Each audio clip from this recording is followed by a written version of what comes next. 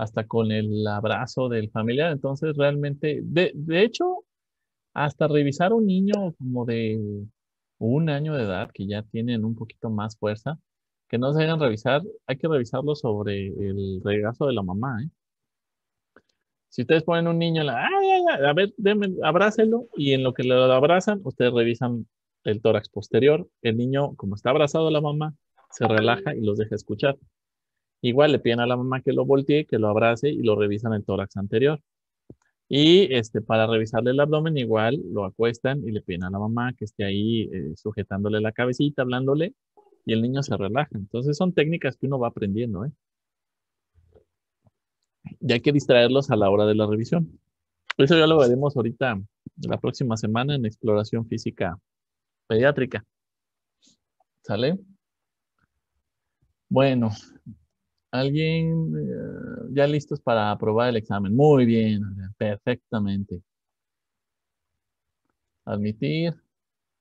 ¿Listos? Pues empezamos. Ya si llegan los demás, que se nos unan. ¿Sale? De todos modos, les voy a subir la presentación para que la tengan, aunque pues, lo ideal es que revisen sus literaturas, ¿sí? Este, para que identifiquen ciertas maneras de inspeccionar la exploración física y obviamente, ustedes hagan su propia técnica a seguir, ¿sí? Para la exploración física. ¿Sale? Ok, ya no falta nadie. Bueno, habemos 61. Empecemos con esto. Sale. La exploración física del tórax cardiovascular. Sí, vamos a ver aquí. Listo. Aceptar. Admitir. Sale. La exploración física de tórax cardiovascular es una exploración que nos, nos deja mucho información y obviamente de uno de los órganos más importantes del cuerpo, que es el corazón. Entonces, es importante tener en cuenta, sí, que eh, vamos a revisar un órgano de mucha importancia, sí, que es el corazón. Y hay que tener en cuenta, para la exploración del corazón, hay que tener en cuenta las relaciones anatómicas. ¿Por qué? Porque vamos a encontrar a la exploración física este, diferentes signos en relación a la anatomía del paciente. Aquí tenemos en la imagen la imagen que guarda el corazón en el tórax del paciente, ¿sí? Claro, esta no aplica para todos. Tenemos pacientes con cardiomegalia y obviamente esto va a modificar un poquito la disposición del corazón. Tenemos pacientes con dextrocardia, ¿sí? Recordemos con un síndrome de Cartagena, donde todos los órganos nones están inversos, ¿sí? Y entonces tenemos el corazón hacia la derecha. Les voy a platicar lo que me pasó un día aquí en clase. Este, una alumna que tuvimos que ya egresó, de hecho, estábamos haciendo esta práctica, la práctica de, de exploración de tórax cardiovascular. Y me dice una alumna, doctor, no le encuentro el ruido cardíaco a la compañera. Ah, caray. Ahí está, debe estar en los focos cardíacos, ¿no? ¿Bro? Y ya voy yo y escucho del lado izquierdo el ruido que es del lado derecho. Y no dije nada. Ok. No, ¿sabe qué? Pásale allá con su compañera. Vamos a interrogar a la alumna. Entonces, la aparté y le comenté, le dije, oye, tienes tú una alteración genética, ¿verdad? Y se queda así mirando. Me dice, ¿me permites explorarte? Sí, doctor. Y ya, lo mismo que normalmente haríamos del lado izquierdo, lo hacemos del lado derecho. Y encuentro todos los ruidos del lado derecho. Le digo, tú tienes un dextrocardia. Me dice, sí, doctor, tengo corazón a la derecha. Me dice, pero no le quiero decir a nadie. Le dije, ah, perfecto. Le dije, pero ¿me dejas explorarte? Me dice, porque hace años que no exploro un dextrocardia. Me dice, sí, adelante, doctor. Entonces, es muy curioso encontrar todo del lado derecho, ¿sí? Y tenía el hígado del lado izquierdo, el vaso del lado derecho.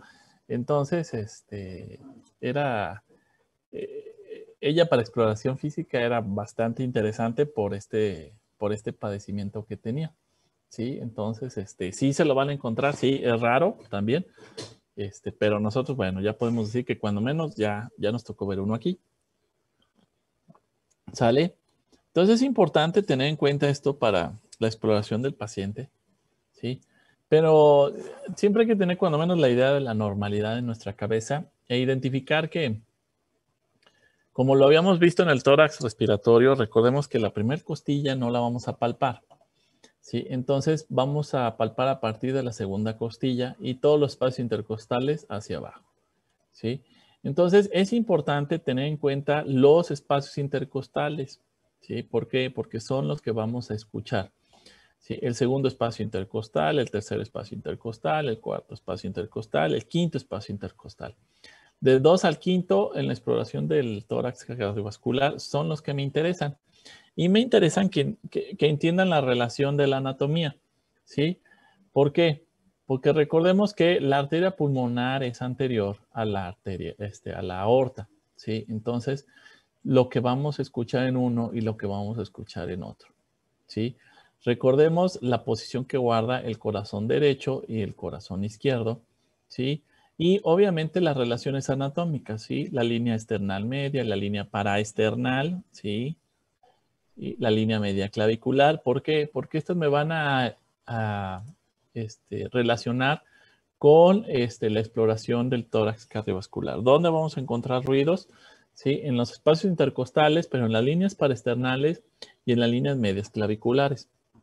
Sí, es muy importante cuando ustedes tengan al paciente, ¿sí? Obviamente en sus primeras veces ustedes van a tener que identificar primero las relaciones anatómicas para poder poner su estetoscopio y poder escuchar el ruido, ¿sí? Uno ya con los años de práctica ya en automático lo identifica, ¿sí? Identifica los espacios y identifica los ruidos, ¿sí? Y obviamente es importante que ustedes practiquen con ustedes mismos, que hoy se pongan un ratito con su estetoscopio y se pongan a escucharse, ¿sí? Se pongan a escucharse, ok, cómo se escucha la aorta y cómo se escucha la pulmonar. Y van a escuchar diferencias en los ruidos, ¿sí? Van a escuchar una diferencia en los ruidos muy interesante de cómo se oye un ruido más fuerte con más desdoblamiento, un ruido con menos desdoblamiento, cómo o el primer ruido se escucha menos intenso arriba y más intenso abajo, y el segundo ruido, cómo se escucha más intenso arriba y menos intenso abajo, ¿sí? Que son la apertura de las válvulas. Entonces es importante tener en cuenta las relaciones anatómicas de mi paciente para hacer una exploración física adecuada. Recordemos así rápidamente cómo está conformada la anatomía del corazón para darnos una idea de qué es lo que vamos a escuchar. Entonces, recordemos que la pulmonar, ¿sí? La arteria pulmonar que sale del ventrículo derecho es anterior y la aorta es posterior a esta, ¿sí? Entonces, que tenemos unas cavidades derechas y unas cavidades izquierdas, que el ruido que vamos a escuchar en el corazón, ¿sí? El ruido que vamos a escuchar es la apertura y cierre de las válvulas, jóvenes, ¿sí? Esto es muy importante. Lo que vamos a escuchar son la apertura y cierre de las válvulas. Esos son los latidos que vamos a escuchar nosotros a través de nuestro estetoscopio. La apertura y cierre de las válvulas. Entonces, el primer ruido que vamos a escuchar es la apertura de las válvulas tricuspide y mitral, y el segundo ruido que vamos a escuchar es la apertura y cierre de las válvulas sigmoideas, ¿sí? Entonces, es muy importante tener en cuenta esto para momento de la exploración, ¿sí? ¿Por qué? Porque cuando escuchamos el foco pulmonar, que va a ser a esta altura, lo que vamos a escuchar con mayor intensidad es la apertura de las válvulas sigmoideas, y con menos intensidad la apertura de la válvula mitral, ¿sí? Viceversa, cuando encontremos el foco aórtico, lo que vamos a escuchar es la apertura con más intensidad la apertura de la válvula sigmoidea y con menos intensidad la mitral, ¿sí? Caso contrario, cuando exploremos del lado izquierdo del corazón, ¿sí? A la altura del tercer, cuarto, quinto espacio intercostal, ¿sí? Que escuchemos la apertura de las válvulas tricuspide y mitral, van a ser con más intensidad que las válvulas sigmoideas. Entonces, esto es importante, reconocer la anatomía, ¿sí? De nuestro corazón para saber qué es lo que vamos a escuchar, ¿sí? Entonces, para lograr una adecuada aproximación al examen cardiovascular de nuestro paciente, recordar la función del corazón, ¿sí? Recordemos que este órgano es es una bomba, ¿sí? Que bombea sangre, es un motor, ¿sí? Gracias al corazón llega sangre a los diferentes órganos del cuerpo y esta sangre lo que va a llevar es oxígeno, nutrientes, glucosa, todo esto, ¿sí?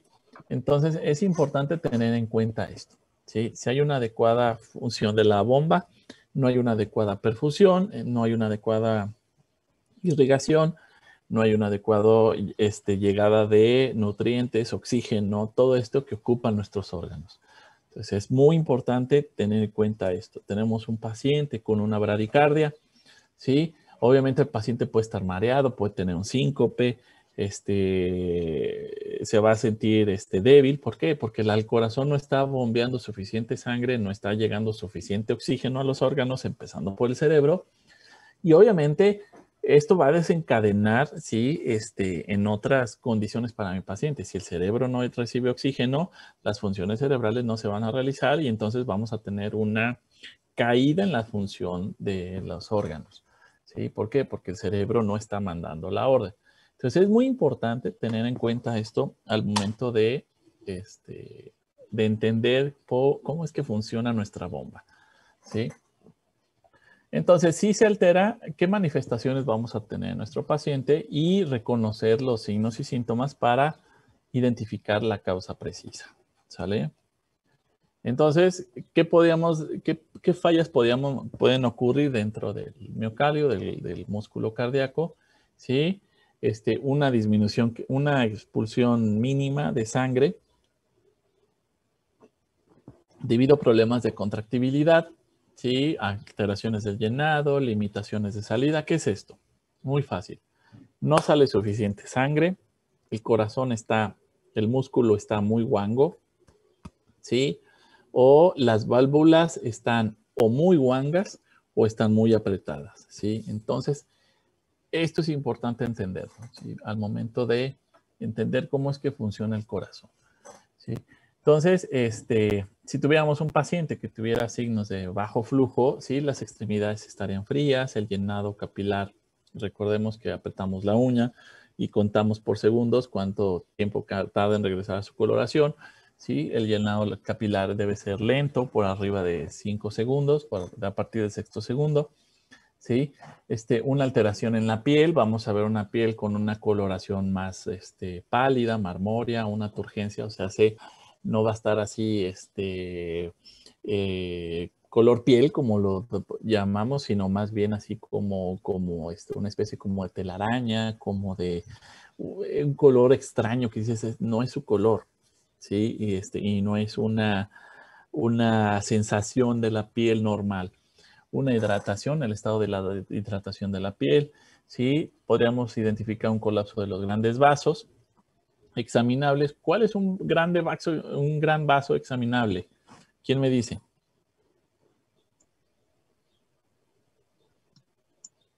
¿A quién se le ocurre? La carótida. La aorta. La aorta, no. La carótida. La yugular. La yugular, exactamente. Muy bien. Entonces, si vemos que hay una regurgitación, es porque tenemos ahí una alteración con los grandes vasos, ¿verdad?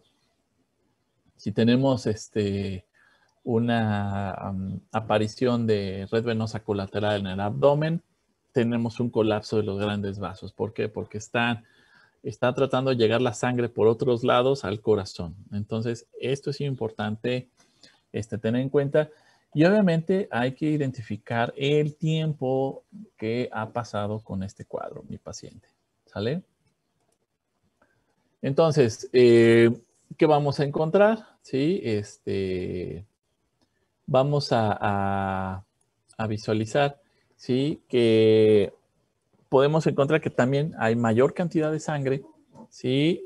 O menor cantidad que llega al corazón, ¿sí? Entonces, tenemos, ok, no tiene sangre. Entonces, ¿dónde se está acumulando este líquido? Entonces, este líquido se está acumulando en el intersticio, en el tercer espacio, ¿sí? En el espacio extravascular, ¿sí?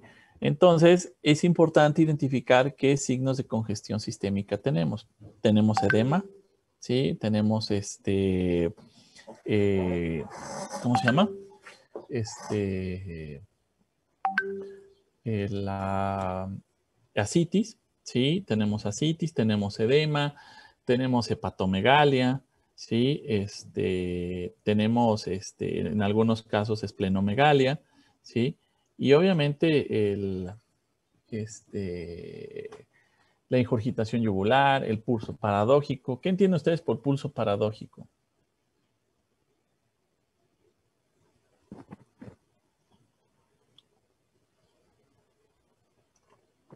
¿Quién dice yo?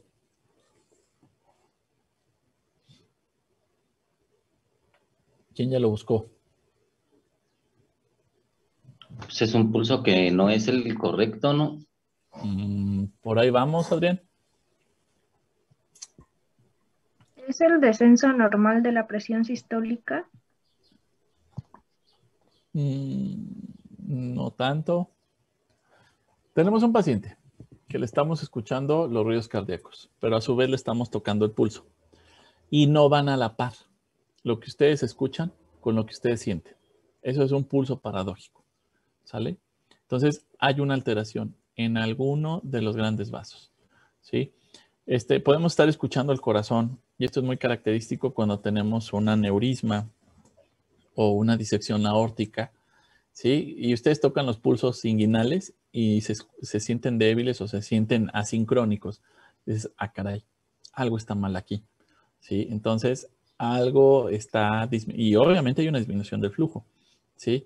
Entonces, algo está haciendo que el corazón, cuando yo lo escucho, y el pulso no vayan al mismo ritmo. ¿Qué pasó, Ángel? Entonces, siempre que escuchemos el corazón con un estetoscopio y tomemos el pulso, ¿tienen que estar sincronizados? Exactamente. Siempre. Y de hecho, lo ideal es que ustedes escucharan y tocaran. Ustedes ponen su estetoscopio, están escuchando y a la vez tocan el pulso radial y escuchen que es lo mismo. ¿Sale? ¿Para qué? Para que no digan, ay, pues sí, el corazón se escucha bien y ven al paciente pálido, sí, las extremidades inferiores frías, dicen, algo está mal, ¿no? Entonces ustedes están escuchando el corazón, tocan el pulso radial y está medio raro. Entonces están escuchando el corazón y tocan el pulso femoral, el pulso inguinal, aguas. Y no es el mismo, algo está pasando en la arteria abdominal, ¿sale? Perdón, en la aorta abdominal. Entonces, algo pasa, ¿sí? Entonces, es importante al momento de escuchar, para al mismo tiempo, para que veamos que todo es parejo, ¿sale? Entonces, es muy importante tener en cuenta esto, tomar eh, la, los signos de extravasación al tercer espacio, que son edema, citis, hepatomegalia, derrames pulmonares, ¿sí? Derrames cardíacos o pericarditis, ¿sí? Y obviamente, interrogar al paciente sobre los síntomas que tienen estos. No es lo mismo un paciente que me dice, se me hincharon las piernas durante el día, al paciente que me dice, amanecí hinchado, ¿sí? El que se hincha durante el día pueden ser algunas causas. El que amanece hinchado después de haber dormido son otras causas. Entonces, es muy importante interrogar a mi paciente sobre esto. Casi siempre decimos, el que amanece hinchado es más, más alteración cardíaca, el que se hincha durante el día más probablemente sea renal. ¿Sí? No, no digo que siempre es así, pero la mayoría de los casos así pasa. Entonces, es muy importante tener en cuenta esto. Si ven a un paciente que ya hasta la cara se le está hinchando, los párpados están hinchando aguas, este paciente tiene una alteración, ¿sí? De una congestión bárbara. ¿Sale? Entonces, cuando tenemos un compromiso de cavidades derechas o a nivel pulmonar, vamos a identificar que el paciente puede tener un derrame pleural o un pericardio, ¿sí? Una pericarditis, ¿sí? Y obviamente, cuando tenemos una falla izquierda, las alteraciones que vamos a tener, ¿sí? Son de bajo flujo, ¿sí? O de congestión hacia otras extremidades, ¿sí? Vamos a tener ascitis, vamos a tener edema de extremidades, ¿sí? Entonces, es importante identificar qué tipo de falla tiene mi paciente para poder identificar qué es lo que podría estar pasando. Un paciente con insuficiencia cardíaca, que normalmente la primera que empezamos a identificar es la insuficiencia cardíaca derecha.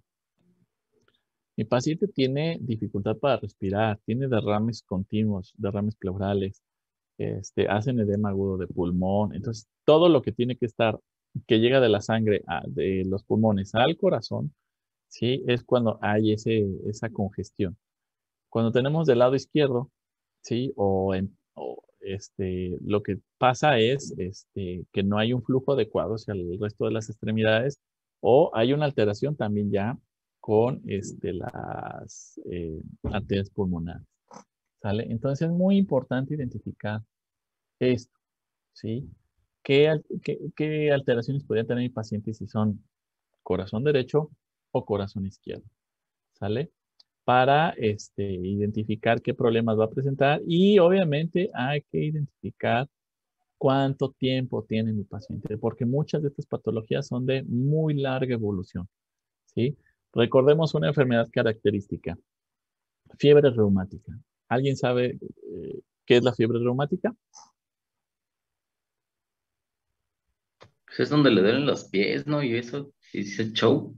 No.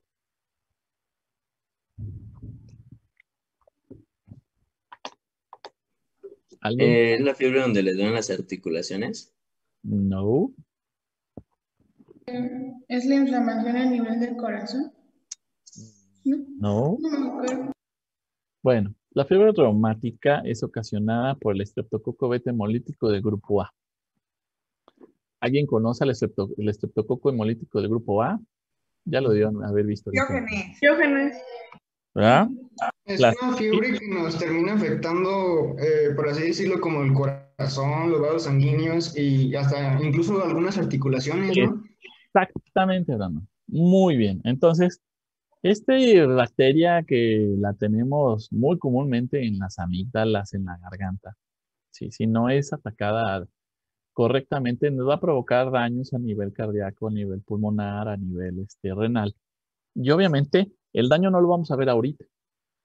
Lo vamos a ver en años. Entonces, cuando tenemos un paciente de aproximadamente entre 25 y 30 años, con síncope, con dificultad, con mareo, con extremidades frías, vemos un paciente que se agita, tiene cianosis, etcétera.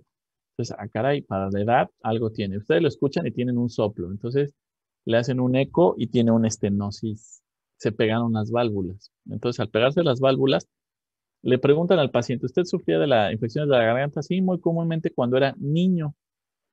Entonces, híjole, esto se vuelve un problema, porque el paciente durante años estuvo desarrollando esta estenosis y a su vez estuvo desarrollando una cardiomegalia.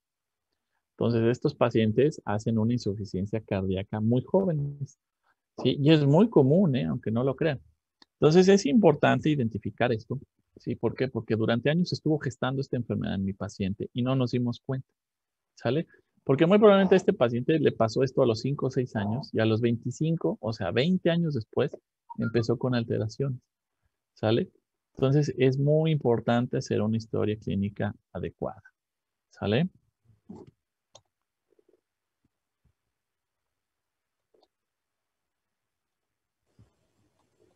Listo. Entonces, tomando en cuenta lo anterior, es muy fácil estar de acuerdo con la evaluación que vamos a hacer del sistema cardiovascular, ¿sí? Y recordemos, no es solo poner nuestro estetoscopio sobre el tórax, ¿sí? Requiere una visión más integral, más completa de nuestro paciente, como un todo, ¿sí? Recordemos, el corazón y los pulmones están pegados, jóvenes, entonces no podemos separarlos, ¿sí? Afectaciones cardíacas que me van a afectar a los pulmones y afectaciones pulmonares que me van a afectar al corazón.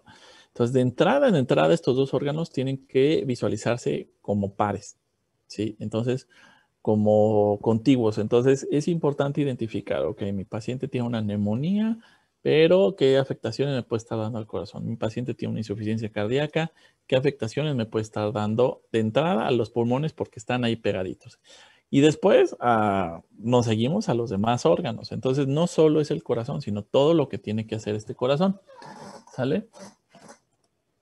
Ok, entonces a grandes rasgos hay que evaluar con lo siguiente. Hay que identificar la actitud y la posición que guarda mi paciente.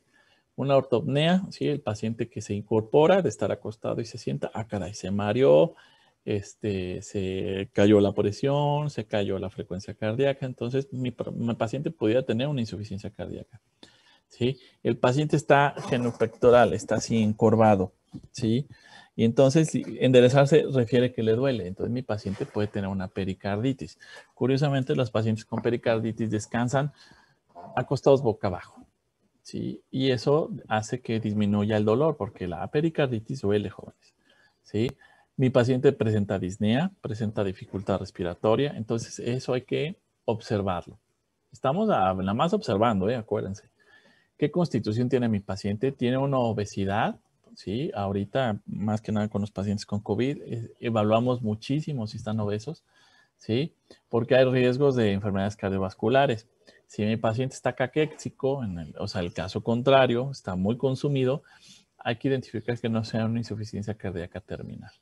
Hay que identificar el estado de las pieles y las mucosas. ¿Por qué? Porque una anemia también me puede dar una alteración en la frecuencia cardíaca. Sí, recordemos que podemos tener un paciente taquicárdico y no identificar, y la primera causa es una anemia. ¿Sí? ¿Por qué? Porque el corazón tiene que bombear más rápido para hacer llegar oxígeno a los órganos, pero no tenemos suficiente sangre que pegue oxígeno y que haga llegar ese oxígeno a los órganos. Entonces es muy importante identificar esto, y más en las pacientes embarazadas. Es muy característico esto. Entonces hay que identificar si hubiera anemia, una palidez de tegumentos, un edema gravitacional, ¿qué es esto? Entre más las extremidades inferiores son más edematizadas, ¿sí? Por gravedad.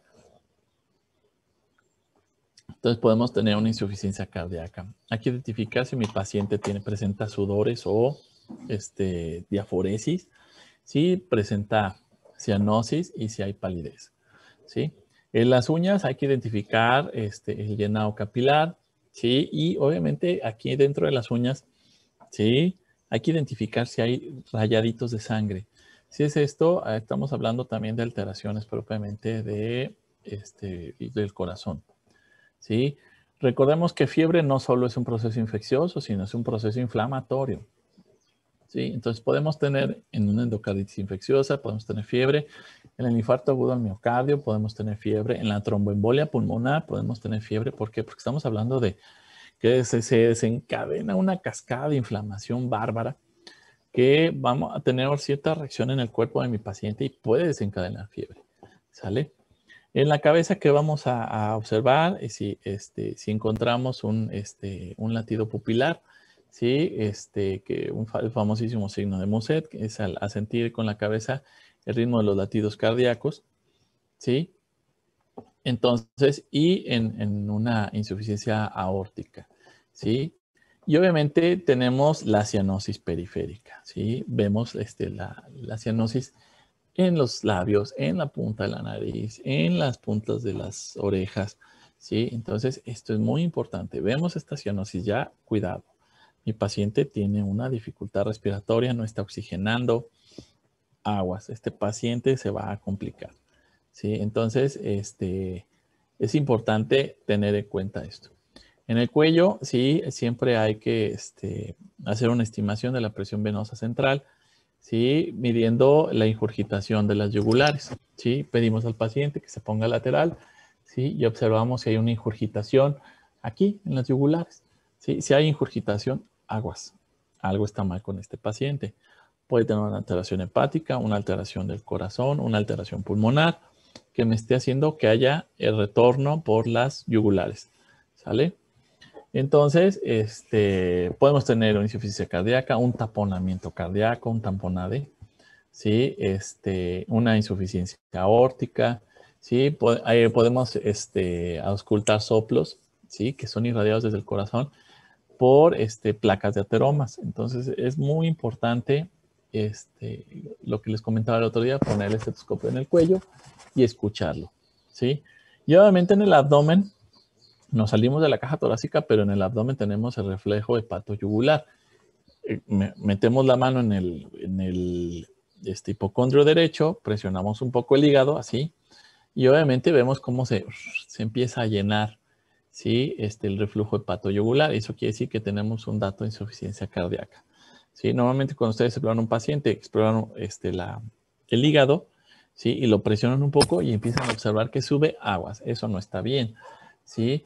Y también hay que identificar si tenemos hepato o esplenomegalia, ¿sí? Crecimiento del hígado o del vaso, si tenemos ascitis, que es esto, líquido en cavidad abdominal, líquido libre, ¿sí? Si tenemos soplos abdominales, ¿sí? Porque podemos tener una estenosis de aorta o las arterias renales, ¿sí? Y esto nos condiciona a patologías súper graves, que tienen que ser resueltas en el momento, ¿sale? ¿Qué vamos a ver entonces? Ya hablando de la caja torácica, ¿sí? A la inspección, pues obviamente en algunos pacientes muy delgados podemos identificar el choque de la punta, el parte del ventrículo izquierdo, en el quinto espacio intercostal, ¿sí? En la línea clavicular media, ¿sí? O en la línea axilar anterior. Es difícil de ver, sí, no es necesariamente patológico, sí, pero en algunos pacientes muy delgados o atléticos van a ubicar, y más si se pone sobre su costado izquierdo, de cúbito lateral izquierdo, podemos identificar el choque de la punta en pacientes muy delgados, ¿sí? A la palpación hay que confirmar el choque de la punta en el mismo lugar, en el quinto espacio intercostal, ¿sí? Y obviamente, si lo encontramos, el choque de la punta en el sexto espacio intercostal, estamos hablando de que hay una hipertrofia del ventrículo izquierdo. Y obviamente hay que identificar por qué es la hipertrofia. Porque el paciente es atleta o porque el paciente tiene una insuficiencia cardíaca, ¿sí? Entonces, hay que diferenciar si tenemos latidos sostenidos, ¿sí? Entre sobrecargas de presión como hipertensión arterial o estenosis aórtica contra latidos vivos, ¿sí? Que es una sobrecarga de volumen, que es una insuficiencia aórtica, ¿sí? Entonces, es muy importante cuando hacemos la palpación del choque de la punta y encontramos estos tipos de latidos, ¿sí? Hay que identificar esto. Y obviamente, como lo habíamos hecho a nivel pulmonar, los frémitos, ¿sí? O roces pericárdicos. ¿Qué quiere decir esto? Podemos hablar de una pericarditis. Si encontramos así el que se rozan cada que late así, ¿sí? Con los latidos y escuchan un rocecito, aguas. Este paciente puede tener un derrame pericárdico, muy probablemente sea un paciente con una insuficiencia cardíaca, con una insuficiencia renal. Es característico en los pacientes con insuficiencia renal que están maltratados, ¿sí? Que no están bien dializados o hemodializados, tienen hacen pericarditis con mucha facilidad, ¿sale? Y obviamente la percusión ya está en desuso, ¿sí? Porque antes se buscaba la proyección del corazón, una matidez, entonces buscabas a través de la percusión toda la silueta del corazón. Obviamente, pues bueno, esto ya está en desuso, ¿por qué? Porque tenemos la imagenología, tenemos la radiografía, tenemos el ultrasonido, pero ustedes van a estar en algún momento, si Dios lo quiere y lo permite, en alguna unidad de salud y no van a tener a la mano en el momento una radiografía. ¿Pueden usar este método? Sí, muy importante. Entonces ponen al paciente en decúbito dorsal, ¿sí? Y empiezan, ¿sí? A proyectar su silueta cardíaca. Y si su silueta cardíaca se sale de las líneas que quedamos en donde está comprendido el corazón, aguas. Y si esto lo correlacionan con la clínica de que el paciente trae ingurgitación yugular, trae edema, agitación, disnea, esfuerzo, disnea de medianos esfuerzos o de pequeños esfuerzos, podemos hablar de que clínicamente mi paciente pueda tener una alteración de hipertrofia ventricular. Entonces, ya desde ahí ustedes empiezan a dilucidar esto. ¿Sale? Ok, jóvenes. ¿Nos conectamos otra vez? Porque nos queda menos de un minuto. ¿Sale? Sí, doctor. Sí, doctor.